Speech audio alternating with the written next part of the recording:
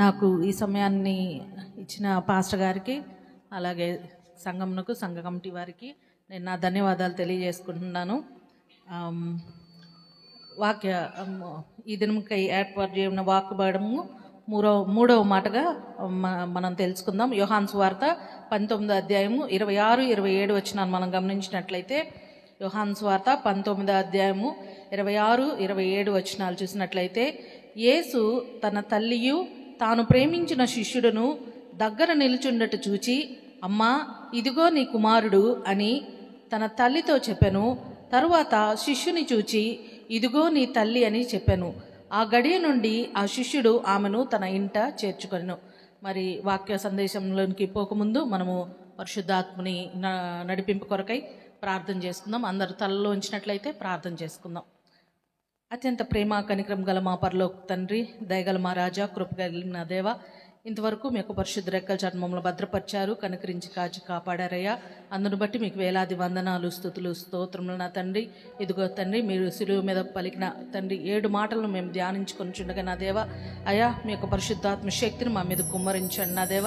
అయా వాక్యము విని వదిలేసే వారంగా కాక తండ్రి, మా హృదయంలో భద్రపరుచుకునేలాగా కృపను గ్రహించండి. ఇదిగో నా దేవ, అయా నీ బిడగా నేను నిలబడిపోచుండగా నా దేవ, అయా మీ శిలువ చాటు నన్ను మరుగుపరిచిన తండ్రి, అయా మీ సాధనముగా నన్ను వాడుకునగలరని, అయా మీ యొక్క పరిశుద్ధాత్మ శక్తి నన్ను నింపగలరని, అయా వాక్యం వినిచిన ప్రతి బిడ్డను తండ్రి మీరు దీవించి ఆశీర్వదించమని మా ప్రభును తమ ప్రియకుమారుడైన యేసుక్రీస్తు వారి పుణ్యనామమున బహువినంగా ప్రార్థించి స్తుతించి అడిగి వేడుకొంచున్నా మా పరమ తండ్రి. ఆమేన్, ఆమేన్. చదవబడిన వాక్య భాగంలో మనము ముఖ్యంగా ముగ్గురు వ్యక్తుల్ని ఇక్కడ చూస్తాం. ముగ్గురు వ్యక్తులు ఎవరంటే, మొదటిగా చూస్తే మరియమ్మను, యేసు తల్లి అయిన మరియమ్మను మనం చూస్తున్నాం. రెండవదిగా చూస్తే శిలువ మీద వేరాచున్న యేసు ప్రభువారిని చూస్తున్నాం.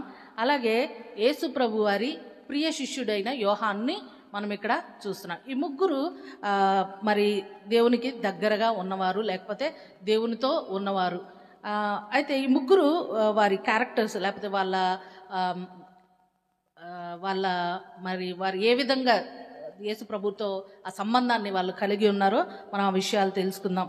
ముందుగా చూసినట్లయితే యేసు తల్లి అయిన మరియమ్మను గురించి చూసినట్లయితే చూడండి, లూకా సువార్త 2వ అధ్యాయం 19వ వచనం మనం గమనించినట్లయితే, లూకా సువార్త 2వ అధ్యాయము 19వ వచనము. అయితే మరియా ఆ మాటలన్నీ తన హృదయంలో తలపోసుకొనుచు భద్రము చేసుకొనెను.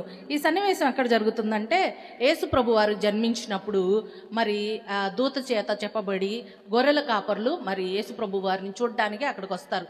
వచ్చినప్పుడు వారికి జరిగిన మరి ఆ యొక్క ఎన్కౌంటర్, మరి దేవదూతతో వారు ఏ విధంగా, మరి దేవదూత ఏ విధంగా వారి దగ్గరకు వచ్చి మరి వారికి సువార్త అందించిందో ఆ విషయాలను మరి వారు అక్కడికి వచ్చి చెప్తున్నప్పుడు ఆ విషయాలన్నీ కూడా మరియమ్మ గారు తన హృదయంలో భద్రపరుచుకున్నారంట.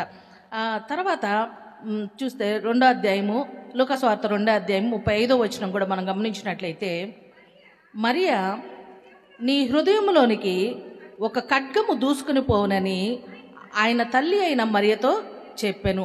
ఇది ఎవరు చెప్పారంటే సిమియోను ప్రవక్త. మరి యేసు ప్రభు వారు జన్మించినప్పుడు ఆయనను సున్నతి నిమిత్తము యెరూషలేము దేవాలయంకి తీసుకెళ్ళినప్పుడు అక్కడ సిమియోను ఉంటాడు. ఆయనకి దేవుని చేత ఒక దర్శనం ద్వారా, లేకపోతే దేవుని ద్వారా చెప్పబడిన మాట ఏంటంటే, నువ్వు మెస్సయ్యని చూడకుండా మరణించవు అని. కాబట్టి యేసు ప్రభు వారిని అక్కడికి తీసుకెళ్ళినప్పుడు ఆయన తన చేతుల్లోకి తీసుకొని అంటాడు, అయ్యా ఇప్పుడు నేను నీ దగ్గరికి చేర్చవచ్చు, నేను ఇంకా ప్రశాంతంగా చనిపోవచ్చని అక్కడ సిమియోను అంటాడు. అయితే సిమియోను అన్న మాటలు మరియమ్మకు తెలుసు.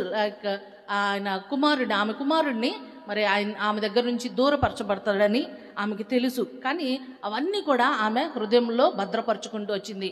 మరి మనం కూడా చూసినట్లయితే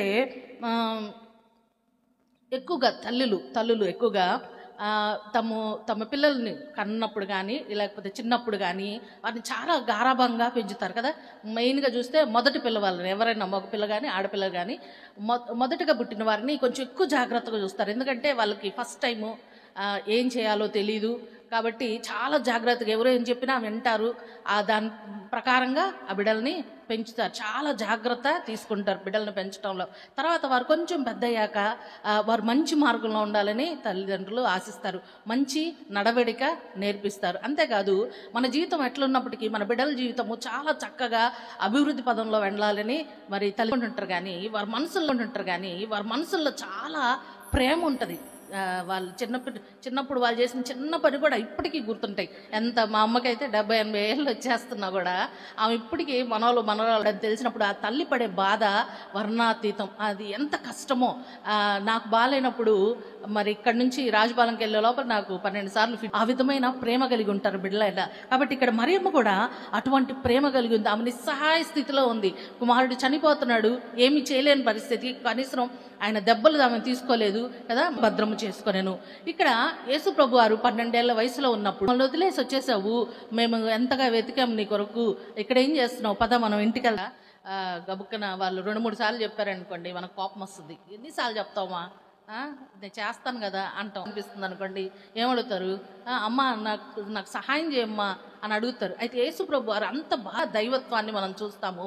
కానీ 3వ మాటకు వచ్చేసరికి ఆయన సంపూర్ణమైన మానవుడిగా ఇక్కడ కనిపిస్తున్నాడు. 40-45 పైన ఉంటాయి కదా, కానీ పెద్ద వయసులో ఉంది. మరి ఆమెను ఎవరు చూసుకుంటారు అంటే అక్కడ తల్లిదండ్రుల మీదకి వాటిని చూపించకుండా మనం వారిని ప్రేమించే వారముగా ఉండాలి. వారి ఎడల ప్రతిదీ అంటే మన కొరకు వారు చూడాలి. అంటే ఇప్పుడు చెప్తాను, ఇప్పుడు మా తల్లికి కానీ తండ్రికి కానీ ఏదైనా అయిందనుకోండి, వెంటనే వాళ్ళ మనసులోకి వచ్చే మొదటి వ్యక్తి నేనే అయి ఉండాలి. నేను సహాయం చేయగలుగుతాను. నా బిడ్డ వస్తే నాకు సహాయం చేస్తుంది, లేకపోతే నా కుమారుడు వస్తే నాకు సహాయం చేస్తాడు. నేను పడకలో ఉన్నాను, నాకెవరు సహాయము కావాలి అని మొదటిగా ఆలోచించే వ్యక్తులు బిడ్డలై ఉండాలి. కాబట్టి అటువంటి మాదిరిని యేసు ప్రభు వారు మనకు చూపించారు కనుక మనం కూడా మరి ఆయన్ని మాదిరిగా తీసుకోవాల్సిన వారంగా ఉన్నాం. అంతేకాకుండా 3వ వ్యక్తిగా మనం చూస్తే అక్కడ ఎవరున్నారా అంటే యేసు ప్రేమించిన తన ప్రియ శిష్యుడు యోహాను అక్కడ ఉన్నాడు. మరి చూడండి, యోహాను సువార్త 19వ అధ్యాయము 27వ వచనం లాస్ట్లో చూసినట్లయితే, ఆ గడియ నుండి ఆ శిష్యుడు ఆమెను తన ఇంట చేర్చుకొనెను. ఈ శిష్యుడు ఎటువంటి శిష్యుడు అయ్యా అంటే యేసు ప్రభు వారిని రివర్స్లో ఏ క్వశ్చను అడగలేదు. అయ్యా నేను ఎలా చూసుకోగలను అంటే ఆయనకు బాధ్యతలు ఉంటాయి కదా.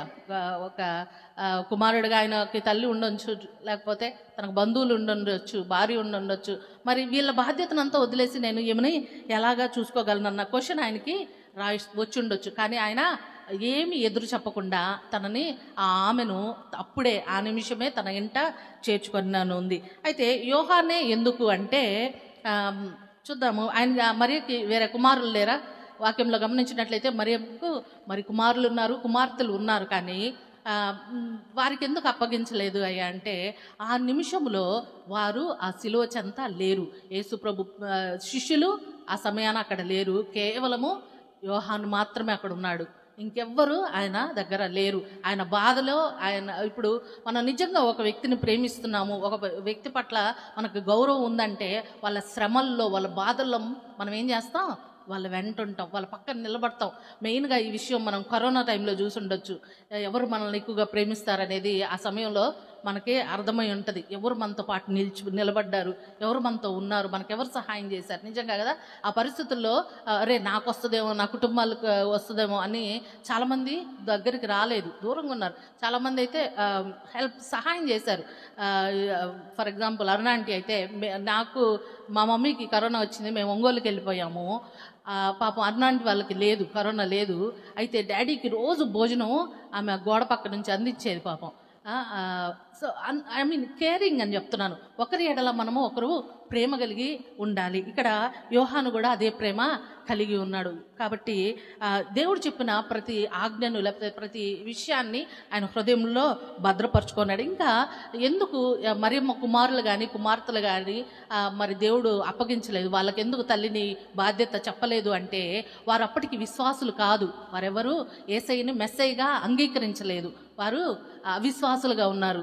ఆయన కేవలం ఒక అన్నగా చూసుంటారేమో, కానీ ఆయన రక్షకుడని మెస్సయ్య అని వాళ్ళు అంగీకరించలేదు. ఇంకా చెప్పాలంటే ఆయన సిలువ వేసిన సమయంలో అక్కడెక్కడ వారి సహోదరులు కానీ సహోదరులు కానీ వాళ్ళ అక్కజెల్లెలు ఎవరు అక్కడ లేరు. కాబట్టి యేసు ప్రభువారు యోహానుకి తన తల్లిని అప్పగించాడు. మరి ఈ ముగ్గురు నుంచి మనం నేర్చుకోవాల్సిన విషయాలు ఏంటంటే, ఒకరి ఎడల ఒకరు ప్రేమ కలిగి ఉండాలి, ఒకరి ఎడల ఒకరు రెస్పాన్సిబిలిటీ బాధ్యత కలిగి ఉండాలి. మనం దానికి బంధువులే అయి ఉండాల్సిన అవసరం లేదు, లేకపోతే రక్త సంబంధికులే అయ్యాల్సిన అవసరం లేదు, లేకపోతే కుమారులు కుమార్తెలే అవ్వాల్సిన అవసరం లేదు. కానీ ఒకరి ఎడల ఒకర ప్రేమ కలిగి ఉండాలి. అదే దేవుడు చెప్పిన ఆజ్ఞ. మనం పాటించాల్సిన మొదటి ఆజ్ఞ ఏంటయ్యా అంటే, ఒకరి ఎడల ఒకరు ప్రేమ కలిగి ఉండాలి. దేవుడు ప్రేమ కలిగిన వ్యక్తి కాబట్టి క్రైస్తవులు అందరూ కూడా ప్రేమ కలిగిన వ్యక్తులుగానే ఉండాలి. కాబట్టి ఈ ముగ్గురు విషయాల్లో మనము ఇవి నేర్చుకోవాలి. తల్లులుగా తమ బిడ్డలను అపురూపంగా చూసుకోవాలి, వాళ్ళని తమ హృదయాల్లో దాచుకోవాలి.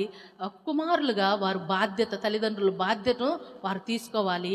అలాగే దేవుని బిడ్డలుగా శిష్యులుగా మనం ఏం చేయాలంటే, ఒకరి ఎడల ఒకరు ప్రేమ కలిగి జీవించాలి. మరి ఈ యొక్క ధ్యానంలో 3వ మాటకు మనం చూసాం కదా, మరి వారు ఒకళ్ళకొకళ్ళు మరి బాధ్యతలు అప్పగించుకున్నారు.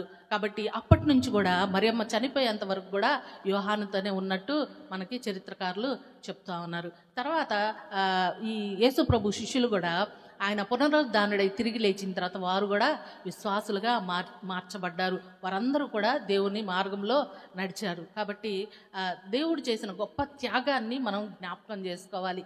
కాబట్టి మనం ఎటువంటి పరిస్థితుల్లో ఉన్నా మన తల్లిదండ్రుల బాధ్యతను మనము విడిచిపెట్టే వారముగా ఉండకూడదు.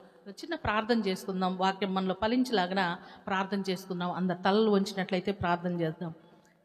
దేవా, అయ్యా, ఇదిగో తండ్రి, మీరు సిలువ మరణం పొందుతున్నంతగా నా దేవా, అయ్యా మిమ్మల్ని హింసించారయ్యా, బాధించారు నా దేవా, అయ్యా రక్తం చిందించిన మా గొప్ప దేవుడు నా తండ్రి, మా పాప భారమును మోసిన మా గొప్ప దేవుడు అయ్యా. అయ్యా మేము చిన్న శ్రమ వచ్చినా, అయ్యా చిన్న పాపం మేము చేసినా నా తండ్రి, అది మా మీద ఎంతో భారం చూపిస్తుంది నా తండ్రి.